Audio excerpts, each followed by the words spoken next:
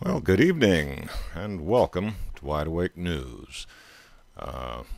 Tonight we're going to do the Alternative Energy Hour. I want to welcome the Rents Radio audience and Oracle Broadcasting audience. I hope you all enjoy tonight's presentation. It is Monday, December 3rd, 2012. Anybody notice anything weird going on today? You know, I read some of Cliff High's work, and I was hearing all kinds of rumors that, you know, something wild and crazy was supposed to happen today. But as far as I can tell, well, just another day. In any case, tonight on the Alternative Energy Hour, I do have one of my favorite guests going to visit with me a little bit to discuss what I think is an interesting topic. We're going to have a discussion with Moray King tonight. Moray, how you doing tonight? Oh, fine, Gary. Thanks for having me on. You know, it's always a pleasure. You are back from your victorious presentation at the conference held over in Holland. I guess before we get started, you know, you should probably do a little bit of bragging on that issue. I mean, you went over to Holland. You made your case. Why don't you give the folks the executive summary of how that went? It was a wonderful conference, a peak experience for me. It's my first time over to Europe. I was treated like a celebrity. It was really, really fun. Very nice hotel, very stimulating speakers, and the staff was just wonderful, very enthusiastic. Everybody had a kind of a futuristic outlook, very optimistic outlook of a new world, and that little town of Hilversum where the conference was held, it reminded me of utopia. As we went for this little walk, I would see everybody out on bicycles, and they would be on their separate paths, and all the people were fit. That impressed me. I didn't see any overweight people in the town there, and I thought this is what utopia would be like until the little car came by with the fumes, the gasoline fumes. And I said, "Oh darn, they wrecked it. It should have been electric Wait, cars." what was it? A two-stroker, one of those DKWs from Right. East Germany or something? Yeah. It could be. It was. It almost had the facade of perfection there, but it was a wonderful conference, and I met some new people that I have not encountered before at the conferences, because most of my experiences have been in the United States. And so, and a few old people that I have seen, Thorsten Ludwig, he's come across on many a conference here, and he gave a very nice zero point energy overview type talk. He does a really great job of tying it to the standard literature. And Judy Wood, I've never heard of any of the stuff that she was into, and that her work simply knocked my socks off. I had no idea about her and the Twin Towers stuff and what that was all about, and I was amazed. She Now did a that very that brings up now that is going to be the topic of the meat and potatoes of most of our discussion tonight. You might want to give the folks in the audience. Now, I have to assume that most of this audience knows who Judy Wood is and understands what her theories are concerning the trade center demolition. But you know, there's probably quite a few out there who have never heard of Dr. Judy Woods. Perhaps you could give them a quick executive summary on just who this lady is and what she proposes. Yeah, well, you're in good company because I never heard of her. I didn't hear of her until I arrived at the airport and Sterling Allen shared the book. He had a copy of the book. He says, "Have you seen this?" So she writes a book, I think it's titled "Where Did the Towers Go?" And it's a big, thick textbook. I think it's like $70 loaded with photographs and chapters and chapter after chapter after chapter building this thesis that somehow a directed energy weapon, what they call it. I think it has the acronym DEW, do, was used to turn the towers to dust, as opposed to having them pancake down and leaving a big debris pile, and which is the standard theory. And I had no idea that anyone was doing this. She herself, she's a professor, or was a professor. They threw her out of, I guess it That's was probably why the book is so big. I mean, you know how it is with these academians. You know, they can't possibly be economical on words. It's not actually. part of.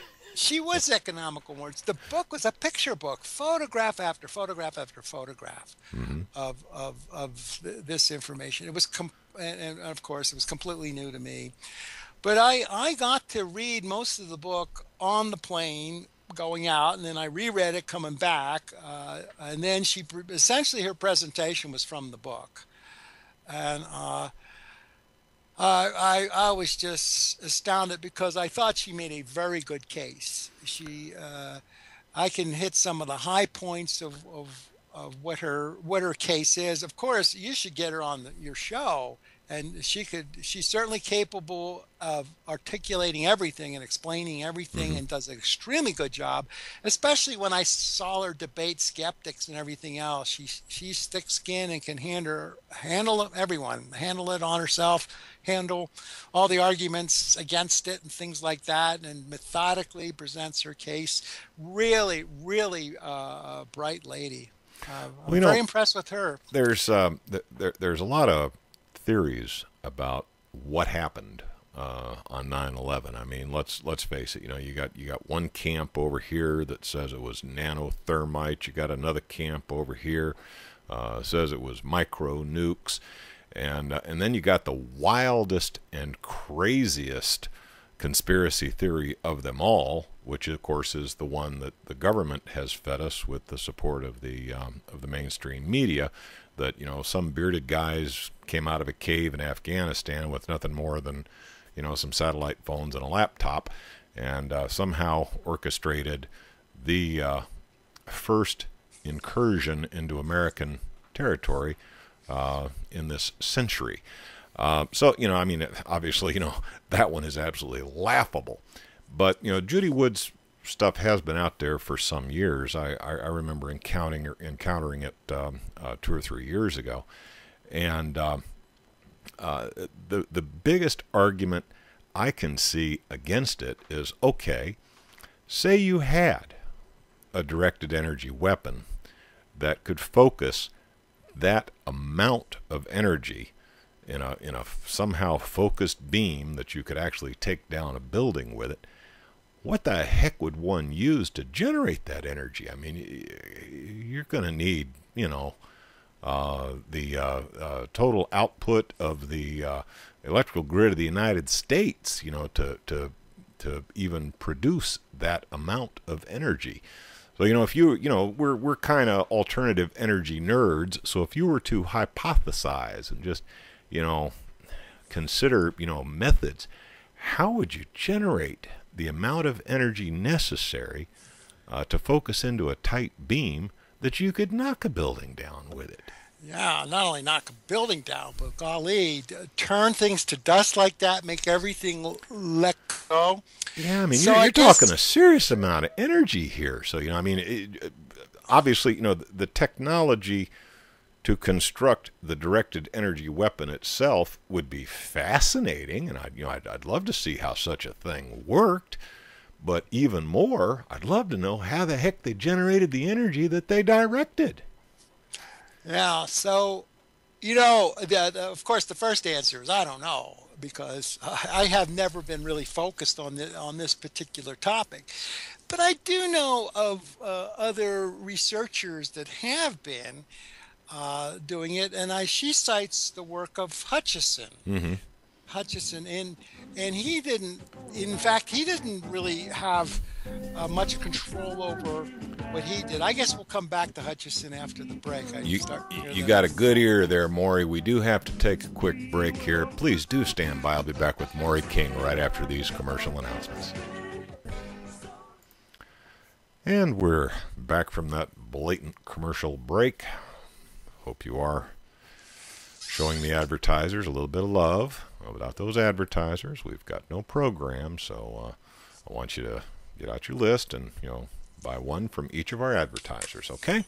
Now, moving right along, we've got Moray King as our guest tonight, and we're loosely discussing Judy Wood's theory that some form of directed energy weapon might have been used to bring down the Twin Towers in New York. Moray just recently came upon Judy Wood's work, and what do you think, Moray? At this point, are you a believer, or are you still kind of out there, a little bit of a skeptic on it? What do you think? Well, little Veach, boy, I think she made a very good case for what that is possible. I could summarize some of the things that were impressive about it.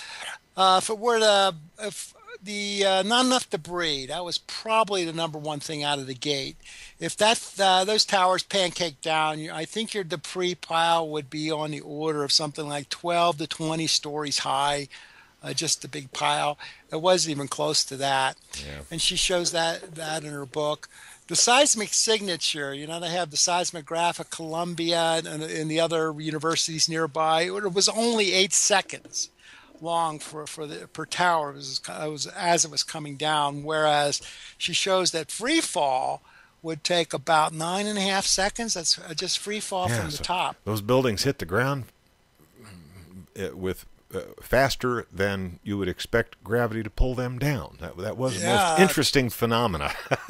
And then a pancake, if it were possible, which I doubt and she doubts too, but if she calculated it and said, well, if they came down like that, it would be about 100 seconds on a pancake coming all the way down. Mm-hmm. The other part that was really impressive, being a materials engineer, she went underneath and said, what's going on underneath in the basement? Well, the basement survived. You have 7 stories going all the way down into the bedrock, which is below the Hudson River. Mm-hmm. So they can, as the foundation. Now, that wasn't really that damaged. Everything stayed standing. And she shows even some things survived in some of the shopping stores down under there. And probably the most impressive thing that really impressed her is the dike. They call it the bathtub that surrounds the World Trade Center, that blocks the water of the Hudson from spilling in. That wasn't damaged. And she says if that came down, that thing would have been damaged and it would have flooded lower Manhattan. All the subway tunnels would have been flooded, etc. That didn't happen. So that's an absolute miracle. But it fits her pattern. And then she says, you look if the dust that she said got converted to dust. If you took your 100 million tons, whatever it was, and spread that dust out over 5 square miles, including the water that would hit, it actually would settle in about an inch thick, and that's about what it was. That all the dust came down. And so these were just some of the points that she made, and some of the more spectacular ones were the observation that cars in the vicinity, especially at certain locations, their engine blocks were turned to dust. The car body would survive, but the engine block itself was just turned to dust, including a series of cars, I think 3 miles away on the Roosevelt Parkway on the other side of Manhattan. There was a zone there where that same thing happened. Engine blocks were turned to dust. And boy, you say, if this were some type of phasing or something in some type of beam weapon, all of a sudden it starts to pick up over there on that location. Who knows? Somebody missed, eh? Well, or side lobes to like a phased array or something. I don't know. I mean, she doesn't even try to go there. I guess to her credit, because she doesn't know either. She just says, I'm just looking at the evidence. I don't know who did it, where they stage it from, how they did it. She doesn't go there. She just says, just first build the case that has really, really happened that way, and then maybe other people can then pick on. Once you're convinced that it really happened like that, then maybe the next level of investigation could say, how could it possibly be? Which takes us kind of to Hutchison, because that's probably, she points that out in the book. And Jesse Ventura, I think, recently had a video on. She has a show, Jesse Ventura Conspiracy. Conspiracy theory, I think, is the name It's of it. I Yeah, really enjoyed it yeah, because of him. He talks like the tough guy wrestler. yeah. Right, and it makes it funny to watch. Here we going against all the science fiction that who knows who the Black Ops have or whoever out there pulling all this stuff, and here's the tough guy wrestler going to take them on. Hmm. So I got a kick out of that. But he interviews, I think Judy on the show. He interviews John Hutchison. Yeah.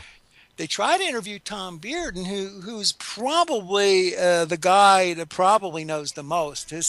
Tom speculated on weapons for years. I guess being a military guy and being into all this zero point energy stuff, he's probably the lead guy in the public to discuss.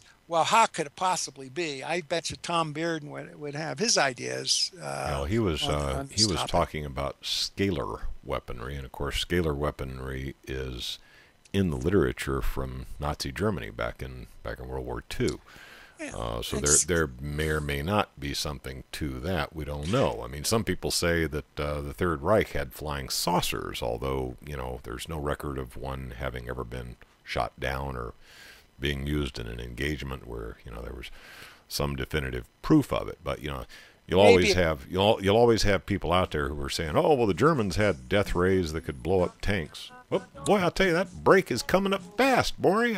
I think we're we're going to have to sideline this discussion for just a moment. I think we do have another short break coming up here. We'll be back in just a moment. Please do stand by. And we're back from the break. Our guest tonight is Moray King, and we are discussing directed energy weapons, Dr. Judy Woods, the Twin Towers falling in on 9/11, and I think at this point we were going to mosey into a little bit about John Hutchinson. What do you think, Maury? You want to yeah. brief us a little bit on him? I was gonna yeah. Jesse Ventura came out a couple weeks ago with his True TV video. So if you just Google Jesse Ventura Tesla weapon, those 4 words, I think he can get to it on YouTube. The show that he put out, and as I pointed out, it's kind of fun because he's the tough guy wrestler, presenting all the stuff. It's his conspiracy theory video. So the John Hutchinson experiments offer a possibility that how could it be done? I guess the answer is you have to examine his work and see what he was up to. And so what do we have? He's up in, I think, the Canada, Toronto area somewhere. He plays around with electrostatic fields, Tesla coils, RF energy, but not a lot. He's not a whole. We're not talking megawatts worth of energy. He's just fooling around with it and phasing it up right. Who knows? But made these videos of all these weird effects, including causing a metal steel to curl up, to hollow out from the inside, to kind of turn to dust, levitating of bowling balls and things like that. And this you'd think would be, oh, that's just got to be fake stuff, fake photography or whatever. And it turned out if George Hathaway, who is a respected engineer and investigator of these new energy things, had a very good reputation as a measurement engineer that would investigate. And every year at the conference, George would typically get up and say, I investigated this, I investigated that, sorry, but no results or very small amounts of results. And so for years, George's talks were typically disappointing with maybe every now and then a small effect. And then the year that he investigated John Hutchison, he got up there wide eyes and just goes, you wouldn't believe what I saw and what I videoed. And the key thing is that he's the one that made videotapes of the phenomena, and people trusted George. So does George Hathaway. It's very good facility there up there in Toronto for doing investigations. He's like a private eye, but a scientist. He's a scientist, metrology investigator. If you want to hire him to help, so I plug him because I think he does tremendous work.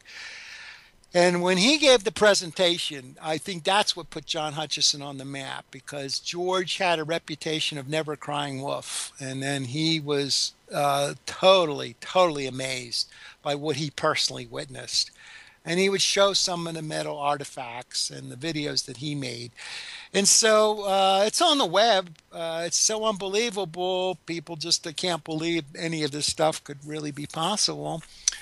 And there's other pieces of evidence historically. The Philadelphia experiment comes into mind. That's, Yeah, well, I now, guess, now here again, okay, now we've heard a lot of stories about the Philadelphia experiment, and I think I saw a Hollywood production, you know, where they did quite a bit on it.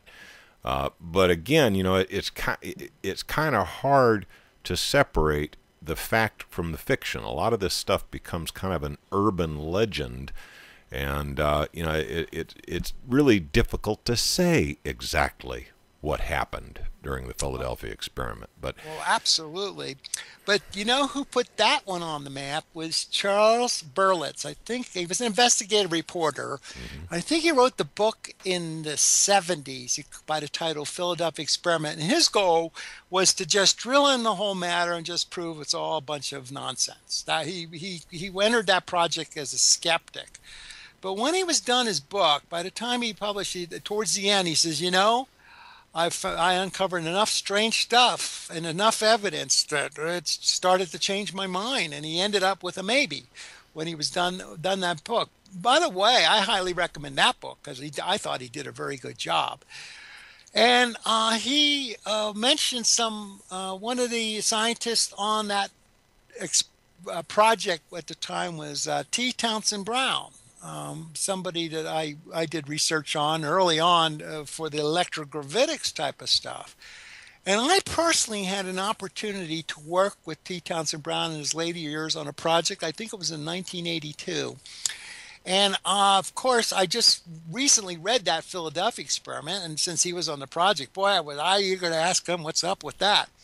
And the guy running the project pulled me aside and says, Don't bother him with that because I already did. I was just as eager as you are to find out." And I saw that it was really, really emotionally upsetting to him, and he didn't want to talk about it, and he was very disturbed. So I just asked that you don't bring it up with him, and he wouldn't want to disclose anything anyway. So. Uh, there you go. We got these pieces of evidence. But if there was any truth to the same thing, look what we have. We have technology of the 40s, right, being used to do this presumed teleportation by accident of a ship.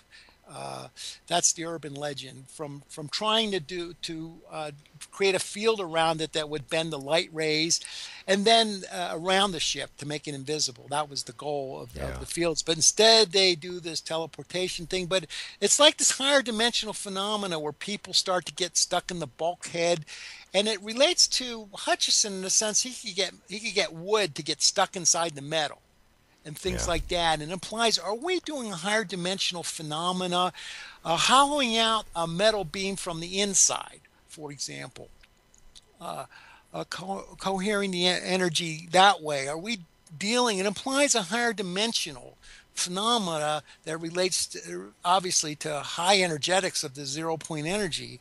And so we have these clues that it's not doesn't seem to be that hard to do because I mean Hutchison was stumbling across it. He couldn't control Well, it. that, you know, getting back, you know, Hutchison, assuming that what he showed us was indeed real. You know, I've got to make that disclaimer because you know there are skeptics out there that'll say all of Hutchison's videos was faked and the whole 9 yards. But assuming that what he showed on video was true, I mean, he was doing this with, you know, a couple of 100 watts of energy. Well, let's see, 120, maybe 1200 watts maximum. 1200 watts of energy was about what he had available to input into his system. And if he could get, you know, bowling balls and cannonballs and hammers and non-metallic items to levitate and turn, you know, steel into powder using such low powers, then all of a sudden, you know, the idea that we might be able to produce some sort of a directed energy weapon that could indeed knock down a building, all of a sudden becomes a hell of a lot more likely. All of a sudden you don't need, 10,000 gigawatts of juice to direct at something. I liken it to, instead of hitting it with a bigger hammer, tickling it until it laughs itself to bits. What do you think? I mean, I think it's something on the order of that. The 0 point energy normally would be coming through and would be random in its activity. All of a sudden, you're inducing it to rotate or twist into our three-dimensional space, and all of a sudden have an interaction with the matter there. That's probably as plausible as a hypothesis as any, because obviously we're not providing the power, all the energy to do this. We have to be taking advantage of an energy that's already there. In fact, you could argue the same way. If you're going to say flying saucer propulsion even can exist, where you have a gravitational field that allows the occupants to do hairpin turns and do this inertial propulsion, that if you use standard gravitational theory that says to do that you have to warp space-time, and if you had to provide all that energy yourself to warp space-time, you would be talking 10 to the 12th tons of equivalent Moray, mass I'm energy. going to have to interrupt you. We have to take a break here. Folks, please do stand by. We'll be back right after this break. And we're back from the break. The folks who happen to be listening live on Justin TV got to hear a little bit of my rambling argument as to how this goes off.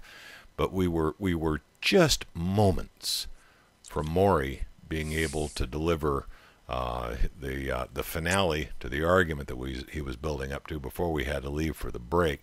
And I'm hoping he hasn't forgotten where he was in his soliloquy, because I'd like to hand the ball back to Moray and give him an opportunity to complete the argument that he was so rudely interrupted on, so we could make enough money to keep this broadcast going. What do you think, Moray? Do you remember where we left off?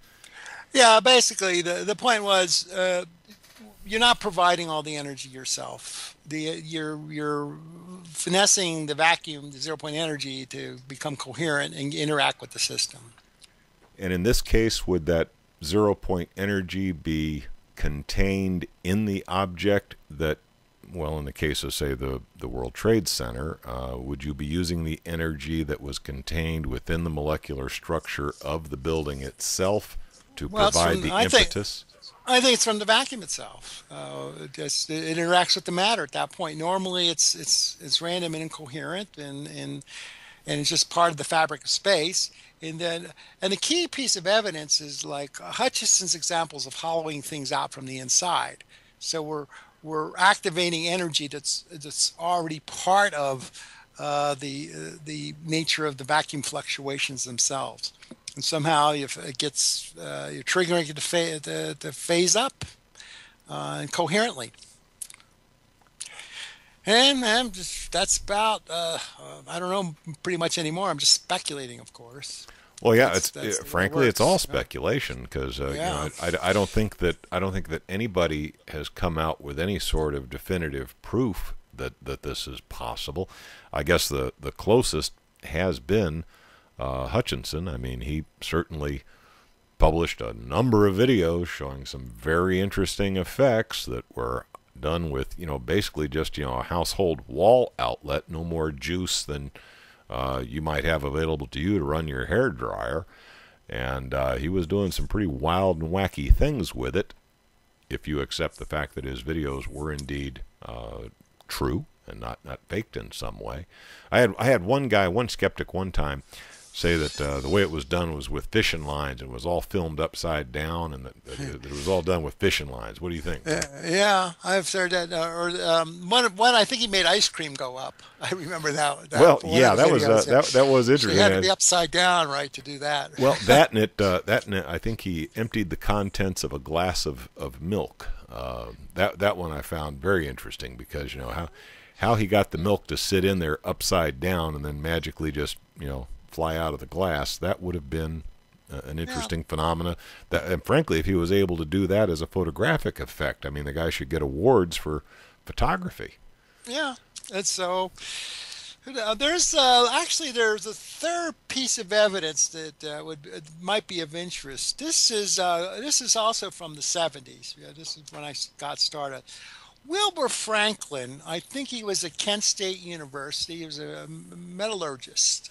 He was a scientist there, a professor, and I got to stay over at his house.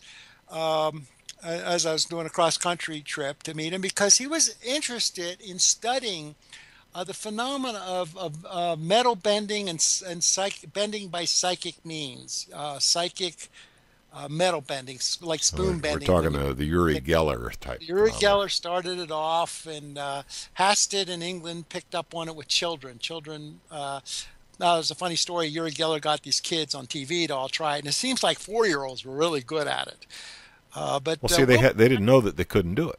yeah, and Wilbur Franklin studied with electron microscope. He studied the nature of the fractured mantle. So the talent people don't have to touch it. They can just leave it there and they videotape them and they just do their thing and they can fracture it. And his point was he would study with the electron microscope, study the fracture. And he says, well, he knew the signatures of heat. He knew the signatures of stress, where you just can bend it apart by rocking it back and forth over and over again. He said the signature was amazingly smooth. He says, as if the atoms just let go. I remember him saying that was very intriguing to him. So he took the metal bending phenomena perhaps one step deeper in the metrology, the measurement, scientific measurement around this type of thing. And once again, we're speculating, it looks like the mind itself by intention was able to cohere some 0 point energy, whatever, to make the fracture in the metal, a type of thing, or curl up the metal, get the metal to curl up, which is one of the characteristics of both the Hutchison effect and the nature of the beams that were left over in the debris. The beams had these curly Q-like characteristics to some of them that matched the type of metal bending coming off the Hutchison effect. And so we have this third experimental phenomena that where obviously there's no energy at all involved in the system other than the human being doing his psychic attempts or psychic thing, causing these metal pieces to fracture. And then Wilbur Franklin studied the details of the nature of the fracture. So we have these bits and pieces of evidence that somehow, with very little activation energy, that with our minds or with technology, the 0 point energy can be made coherent in some sense, and that you could do effects with it. And if I would just say from from an ethical point of view, if this is just going into weaponization, right, and that's all we're using it for as a species, well, maybe we shouldn't have it yet. We're not ready. It's like giving matches to a baby. If that's all we're going to do with it, at the same time, it offers basically a solution to our energy problems, all of them. And our physical problems, if you have enough energy, you can solve physical problems like waste and everything else. So in a way, the availability of this type of technology is double-edged, offers perhaps mankind an opportunity for utopia, and on the other hand, it offers mankind the opportunity for complete self-destruction if you just want to take it into weapons. And so I don't think any of this can really come forth until the consciousness, of humanity grows, which hopefully it's happening now, hopefully accelerating with our 2012 transition and all this other stuff, that we could safely receive it. Because I really don't think having an infinite energy source is going to help us very much if all we're going to do is make bigger clubs and smack each other over the heads with them. Which seems to be the history of what mankind has done. One thing I can pretty much bet on, based on recent human history, is that if something like this did become available, there are those two-legged creatures on the face of this earth who would figure out a way to make it into a bigger club. And that would probably be the first and most predominant use of it. So, if there was this infinite form of energy that could be tapped. I have a sneaking suspicion that the first way it would rear its ugly head would be in the form of a bigger, badder stick.